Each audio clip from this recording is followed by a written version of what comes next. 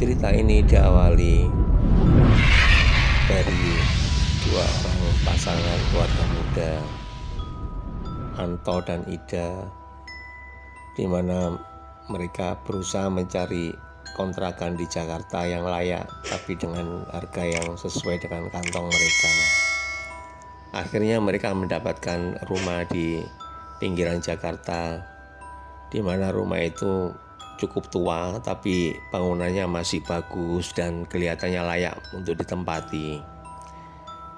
Akhirnya mereka mengontrak rumah itu sesuai dengan harga yang disepakati. Selama mereka tinggal di sana, ada sesuatu yang kurang enak di hati mereka yang mereka rasakan, di mana pada saat tidur malam hari mereka berdua sering mendengar di ruang makan ada orang ramai makan, seakan-akan di situ ada pesta. Begitu mereka keluar melihat, tidak ada apa-apa. Dan itu sering terjadi, akhirnya mereka nggak menghiraukan. Tetap suara itu selalu ada tiap malam. Jadi sekitar jam 12 ke atas sampai jam 2 suara itu nggak hilang, tapi mereka nggak merasa terganggu karena hanya suara orang makan gitu aja, klotak gitu.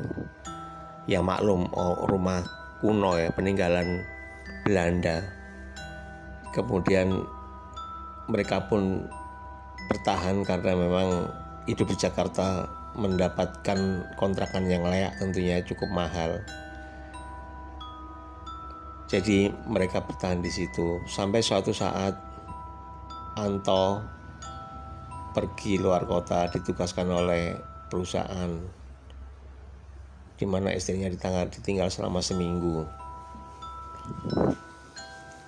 Selama seminggu itu istrinya masih tetap digoda oleh orang banyak yang makan di ruang makan itu tiap malam. Tapi ini gangguannya bertambah, di mana tiap malam selain banyak orang makan, mereka sudah mulai mengetok-ngetok pintu. Tapi karena Ida sendirian dan juga ada rasa takut, dia nggak membukakan pintu, diamkan aja. Akhirnya pada suatu saat hari keempat suaminya pulang dari dinas luar kota, seperti biasa mandi, dan mereka makan malam. Setelah itu berkumpul sebagai suami istri. Pada saat pagi dilihat di samping Ida, Anto nggak ada. Ida cari-cari di rumah, di dapur, di kamar mandi. Mas Anto, di mana kamu Mas? Kok nggak bilang kalau berangkat ngantor, kok sudah nggak ada? Akhirnya sore hari mendekati Isya, Anto pulang kerja. Istrinya tanya, Mas kemarin kok tadi pagi ya berangkat kantor, kok gak bilang-bilang Mas? Anto diam aja, gak menjawab. Ya sudah, mungkin pikir Ida bahwa mungkin Anto ini kesal lagi, banyak urusan di kantor. Ida cukup menyiapkan makanan, mereka makan berdua, kemudian mereka istirahat dan kumpul sebagai suami istri seperti biasanya. Dan pada hari ke-7 Anto pulang juga. Loh, kok pulangnya agak siang Mas? Biasanya malam. Apa kantornya tutup setengah hari toh? Loh enggak, kan baru berangkat, baru pulang luar kota.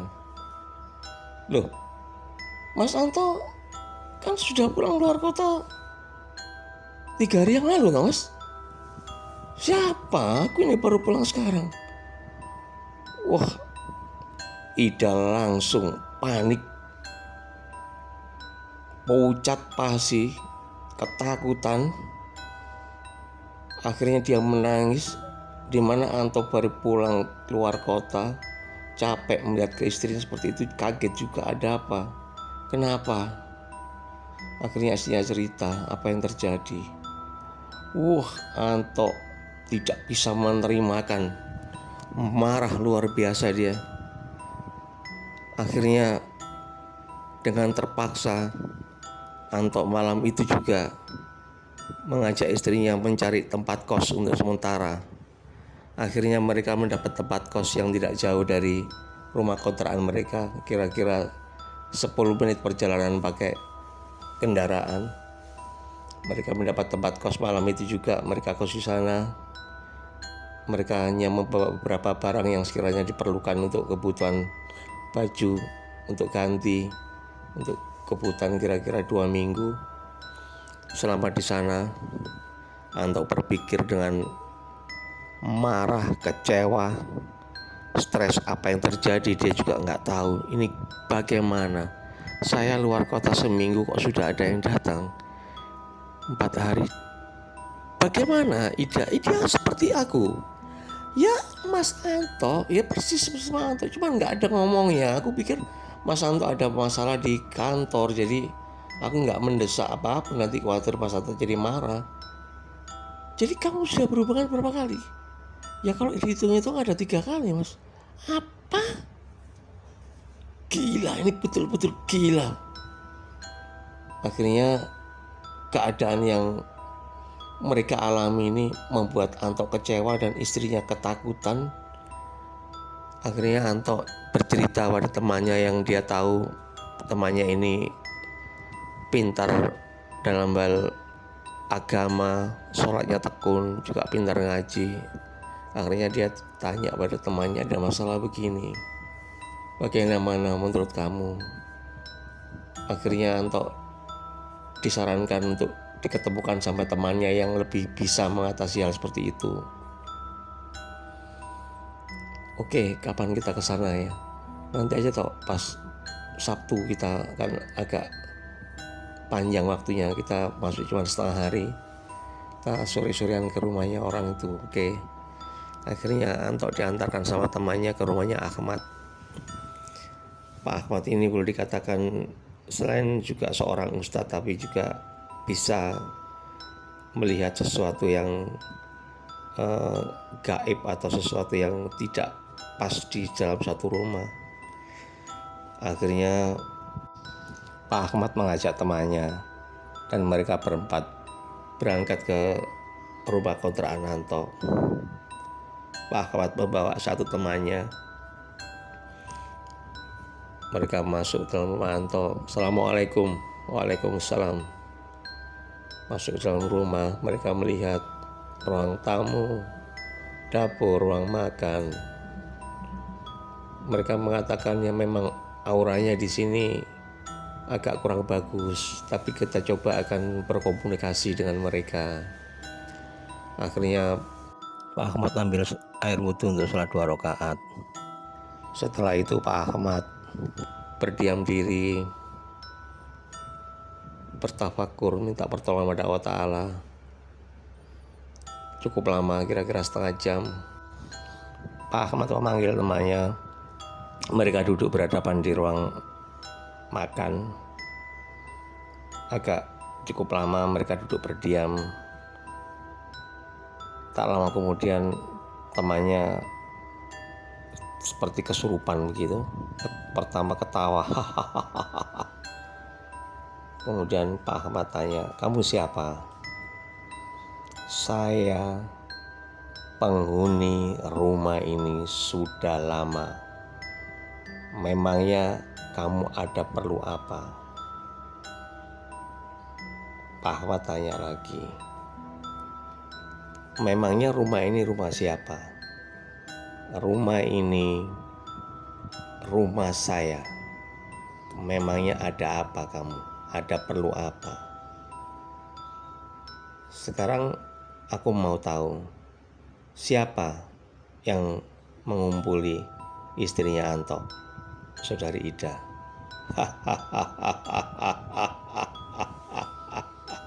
Itu saya.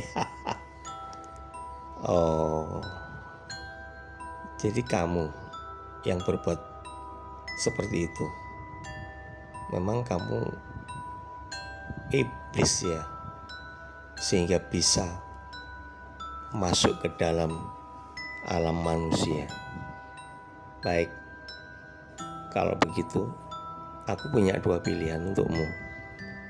Kamu mau pindah dari rumah sini bersama teman-temanmu sekalian, ajak pindah, atau kamu semuanya aku hanguskan. Terserah kamu pilih apa. Mana bisa kamu menghanguskan aku? Hei orang, siapa namamu? Aku Ahmad.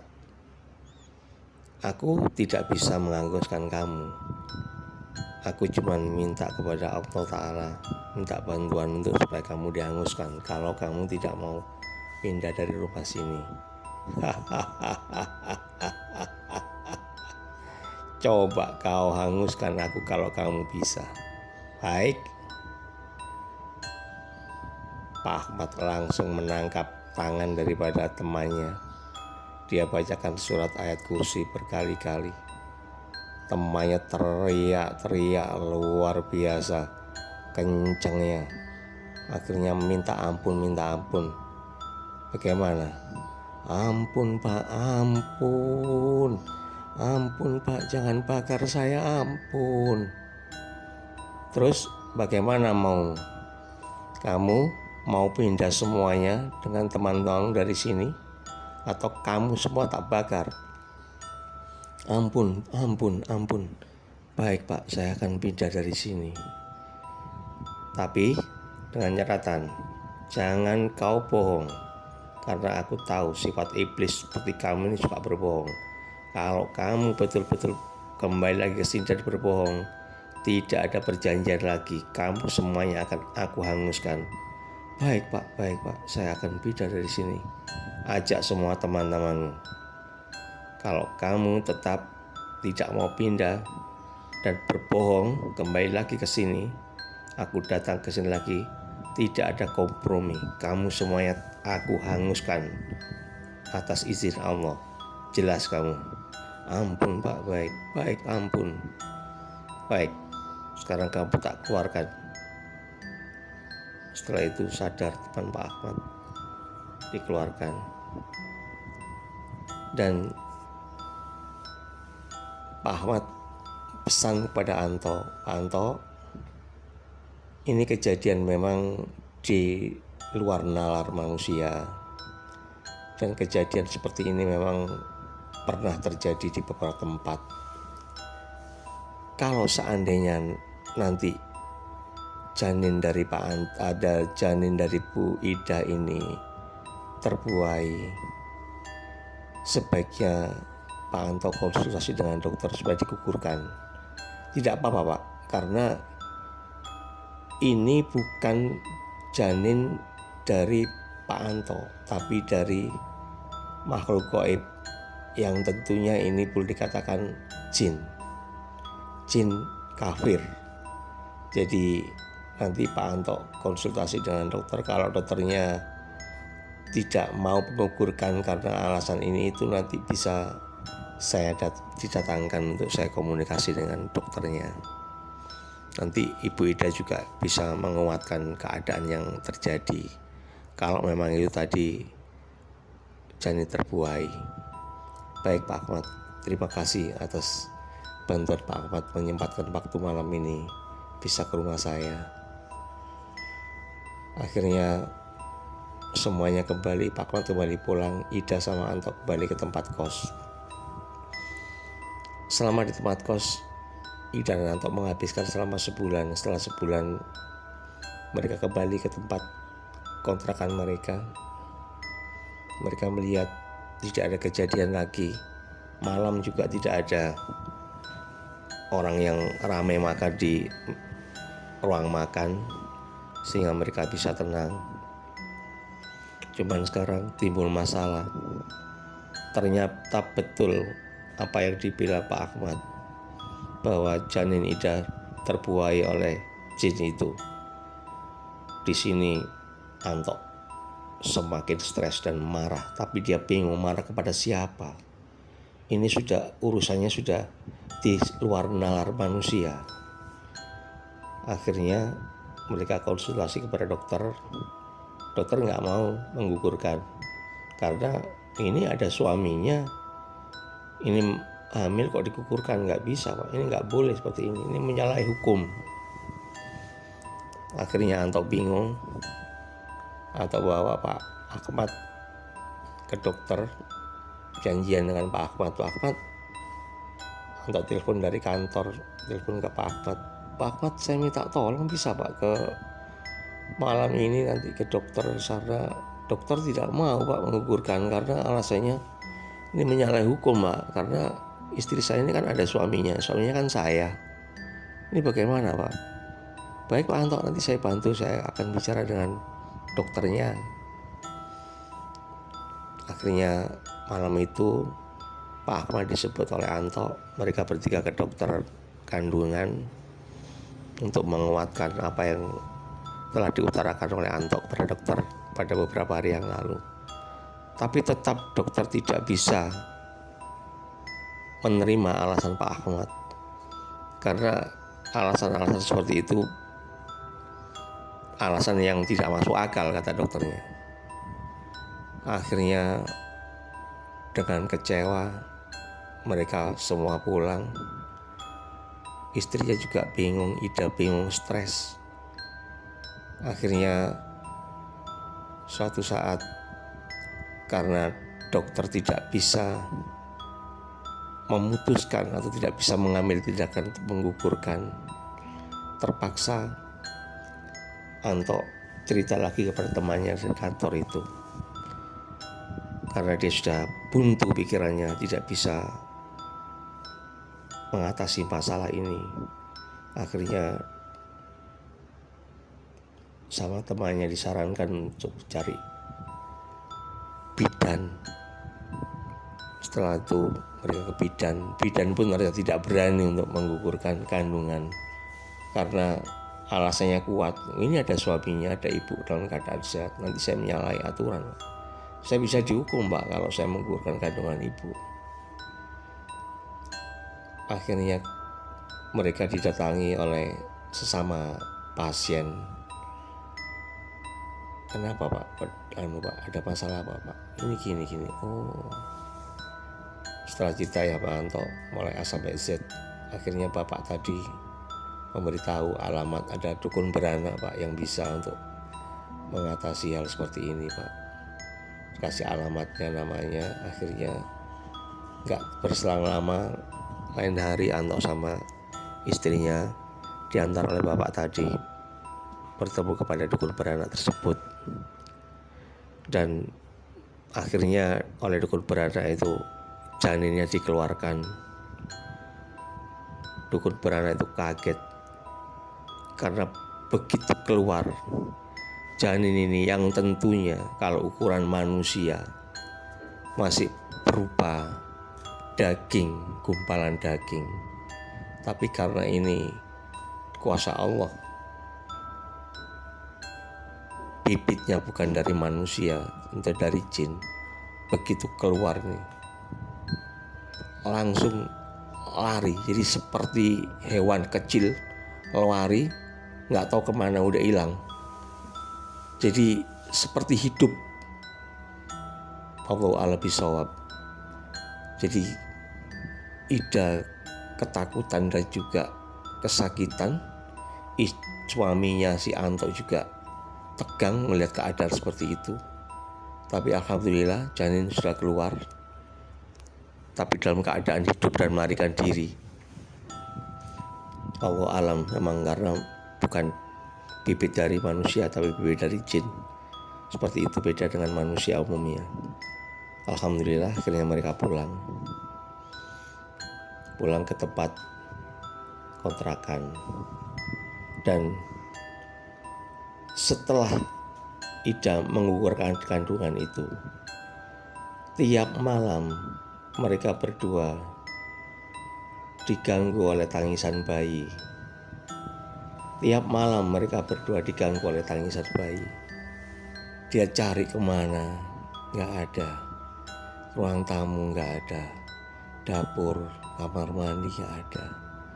Tapi mereka berdua mendengar tangisan itu sayup-sayup. Siapa ini? Akhirnya mereka bercerita lagi kepada teman kantornya.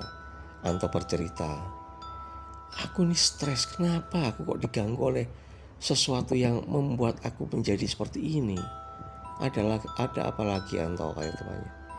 Anto cerita bahwa ke bidan gak mau menggugurkan. Akhirnya aku ke dukun beranak menggugurkan. Bayangkan kamu, janin yang kalau ukuran manusia masih berupa gumpalan daging, itu pada saat keluar hidup ya lari. Dan sekarang aku diganggu oleh suara tangisan bayi sayup-sayup tiap malam. Istriku sampai stres, gimana menghadapi kenyataan seperti ini. Gak bisa kita. Aku mau pindah tempat kontrak, tapi kan belum ada uang aku. Gini aja Anto, kamu tak ajak ke rumahnya Pak Ahmad aja ya, biar nanti mungkin Pak Ahmad bisa membantu. Apa Pak Ahmad masih bisa membantu dengan keadaan seperti ini? Kita coba aja. Baiklah. Akhirnya mereka cari waktu luang Sabtu, biasanya setengah hari kerja. Setelah itu mereka ke rumahnya Pak Ahmad, bercerita bahwa ke bidan gak mau. Akhirnya dia ke dukun beranak. Anto cerita seperti itu.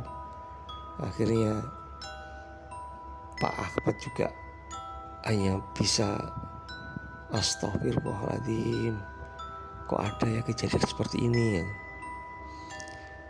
Akhirnya Pak Ahmad mau membantu malam itu juga, datang ke rumah Anto dan tetap mengajak temannya tadi yang kemarin itu. Mereka di situ saya malam. Mereka semua mendengar suara tangis bayi sayup-sayup itu. Akhirnya Pak Ahmad ngambil air wudhu, sholat sunnah 2 rakaat, kemudian tafakur sebentar, kira-kira setengah jam. Akhirnya Pak Ahmad berdoa. Setelah itu suara itu hilang, dan Pak Ahmad bilang pada Anto bahwa insya Allah gangguan suara tangis itu untuk kedepannya sudah tidak ada lagi. Semoga Allah Ta'ala melindungi Pak Anto dan istri dari gangguan-gangguan seperti ini lagi. Tolong Pak Anto dan istri kalau bisa tiap mau tidur malam membaca surat Al-Ikhlas 3 kali, surat Al-Falaq 3 kali, surat An-Nas 3 kali, ayat kursi sekali, dan sholawat 3 kali, supaya tidur Pak Anto dan Bu Ida tidak diganggu oleh hal-hal yang seperti ini lagi. Dan tolong jangan tinggalkan sholat 5 waktu, karena hal-hal begini ini memang di luar nalar manusia. Ini semua adalah kehendak Allah Ta'ala. Kalau Pak Anto sholat 5 waktu dikerjakan dengan Bu Ida, dan juga tiap kali sholat membaca surat Al-Ikhlas 3 kali, Al-Falaq 3 kali, surat An-Nas 3 kali, dan ayat kursi sekali, sholawat 3 kali, insya Allah kedepannya kalau tidur gak akan diganggu oleh hal seperti ini lagi. Baik Pak Ahmad, insya Allah akan saya kerjakan dengan istri.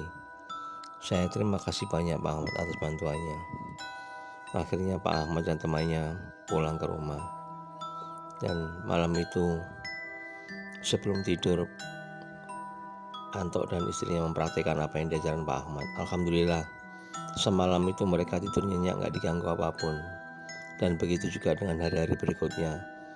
Mereka terhindar dari gangguan mimpi dan juga gangguan-gangguan malam pada saat mau tidur. Sekian cerita yang bisa saya sampaikan.